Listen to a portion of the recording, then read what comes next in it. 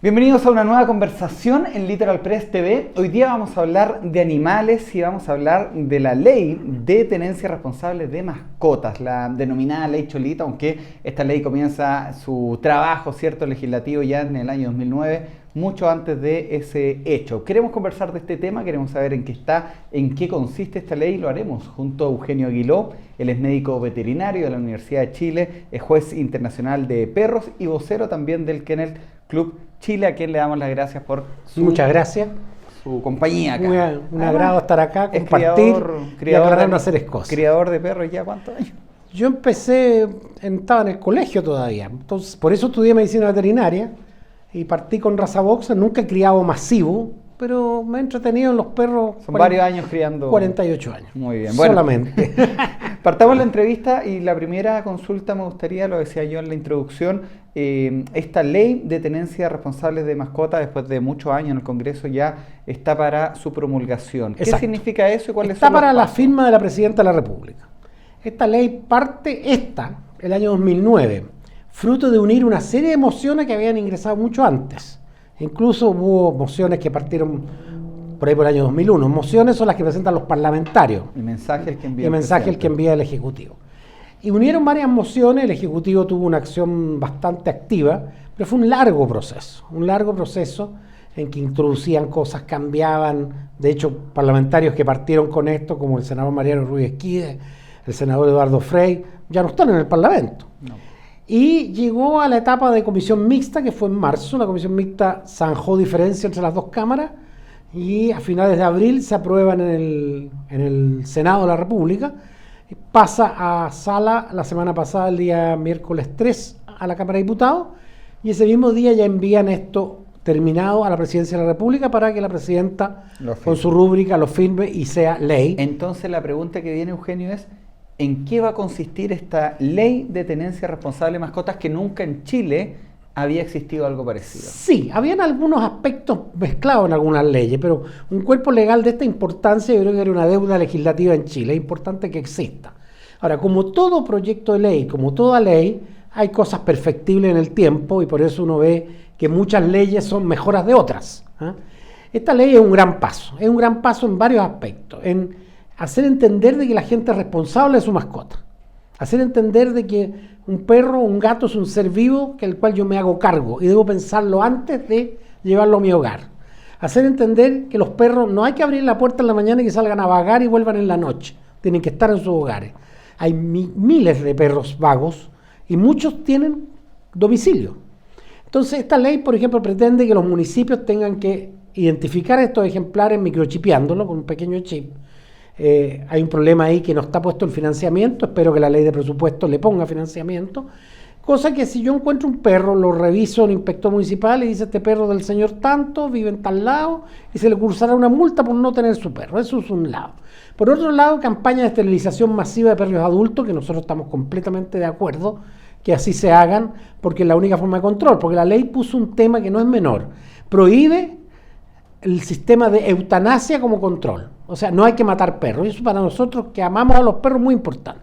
Por otro lado, esta ley fija que uno es responsable de los daños que causa su animal, lo cual es positivo.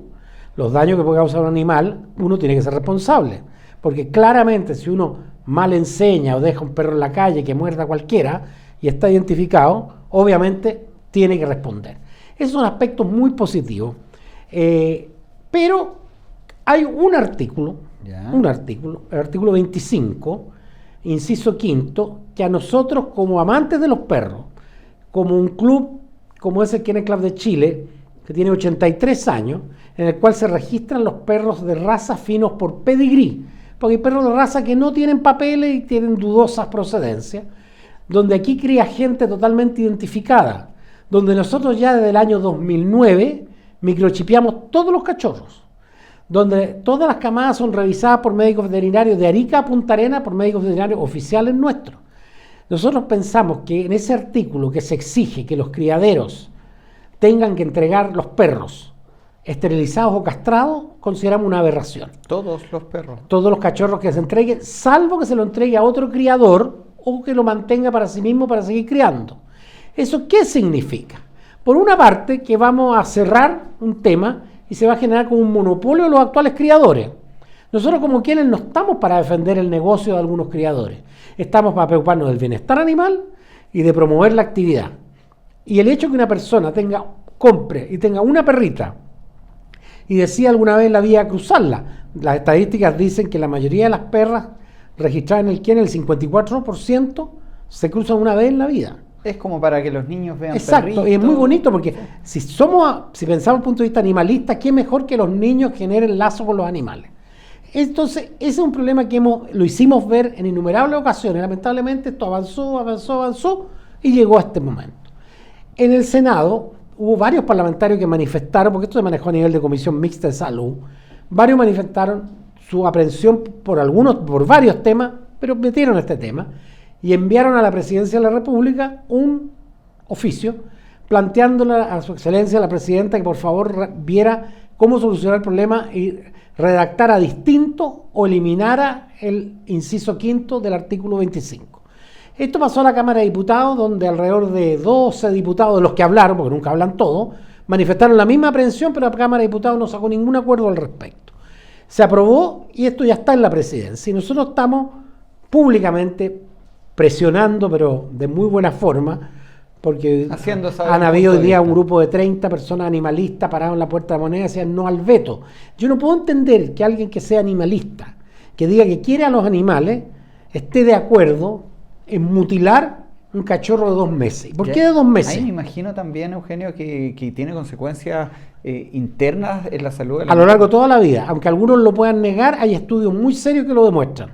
Hay problemas de aparición de varios tipos de cáncer, hay problemas de piel, problemas urinarios, problemas óseos en las razas grandes, en las articulaciones, o sea, hay una serie de problemas, y en el carácter. O sea, yo siempre a la gente le digo, bueno, analicen por qué el toro es tan distinto al buey.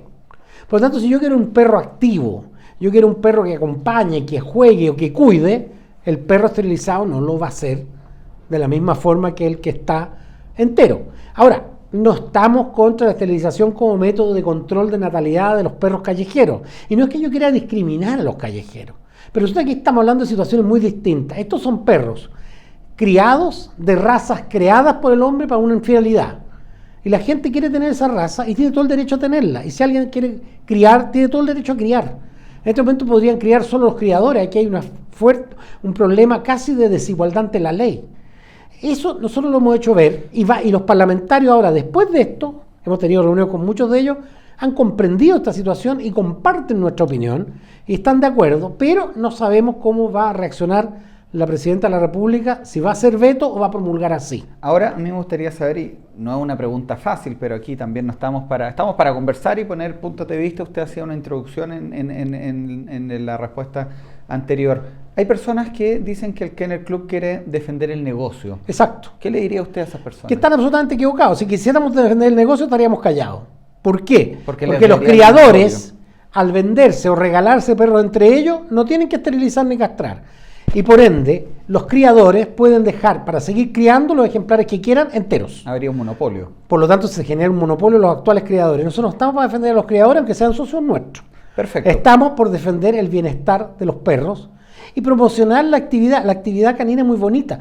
Por ejemplo, todos esos perros no podrían ir jamás a una exposición canina, que es una actividad súper entretenida. Nosotros tenemos una vez al mes eventos en que van 500, 600 ejemplares, mayoritariamente de particulares que tienen un perro, que se dan el gusto, una actividad familiar, sus perros compiten y de ahí surgen animales para la reproducción.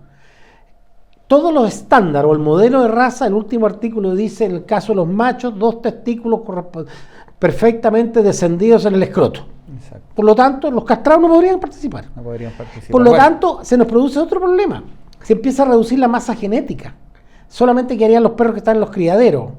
Y perros que están fuera podrían ser un aporte y no se puede. En la endogamia, es decir, la crianza entre parientes, también causa 1000 problemas de salud. Bueno, esos son los puntos que están en discusión, el artículo 25 en su inciso quinto, ahí anoté.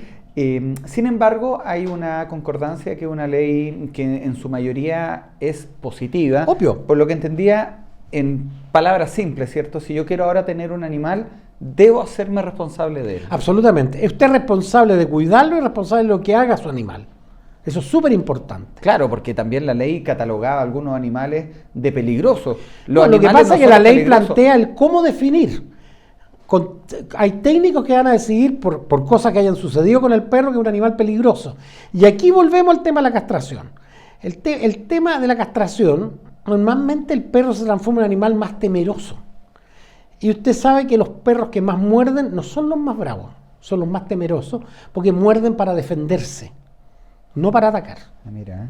Son temas, la etología canina, que el estudio del comportamiento es súper interesante. Ahora, hay gente que nos dice, bueno, no entreguen a los 2 meses, entreguen los perros a los 10 meses.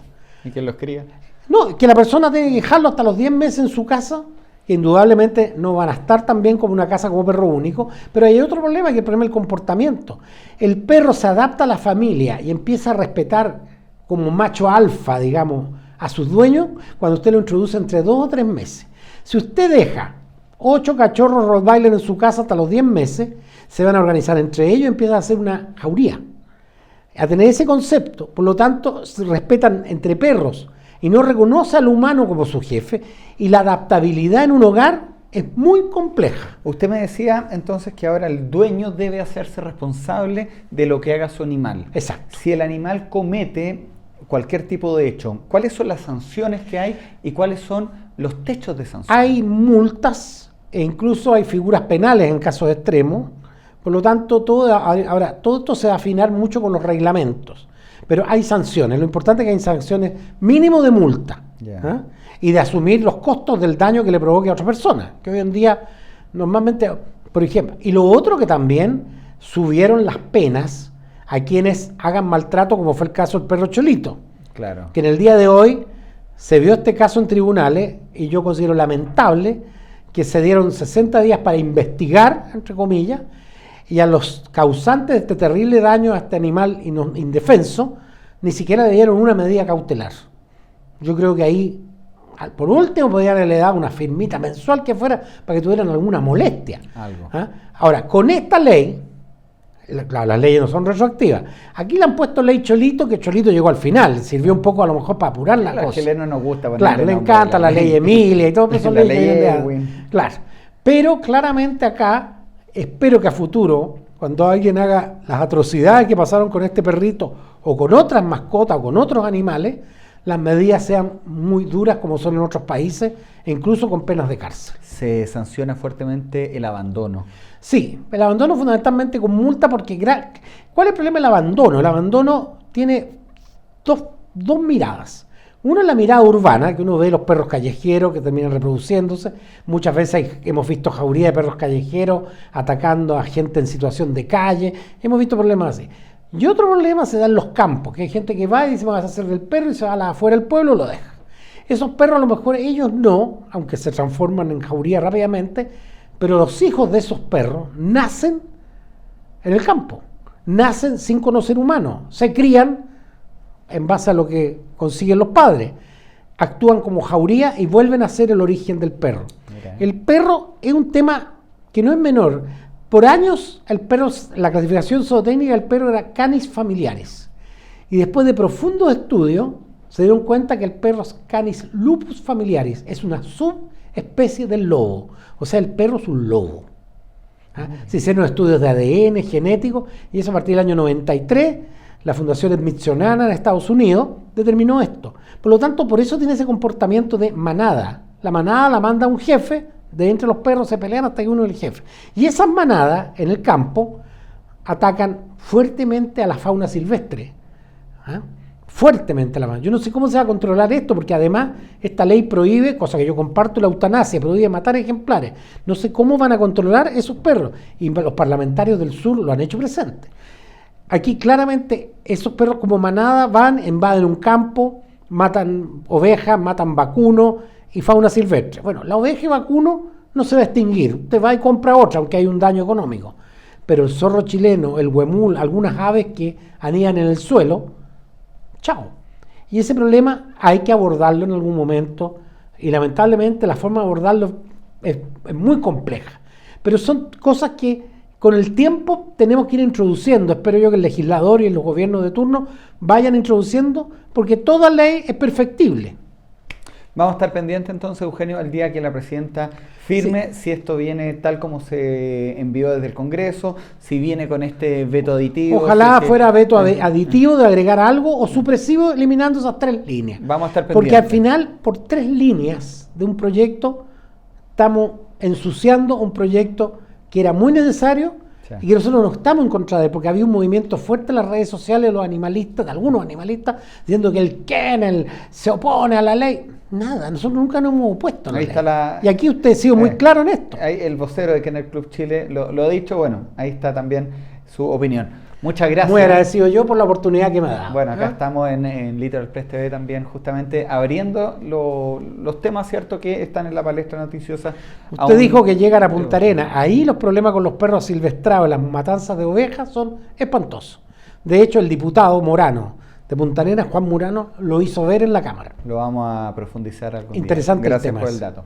Gracias a ustedes por ver esta entrevista. Recuerden revisar www.litoralpresstv.cl y estar atento a la repetición de esta entrevista desde Antofagasta hasta Punta Arenas.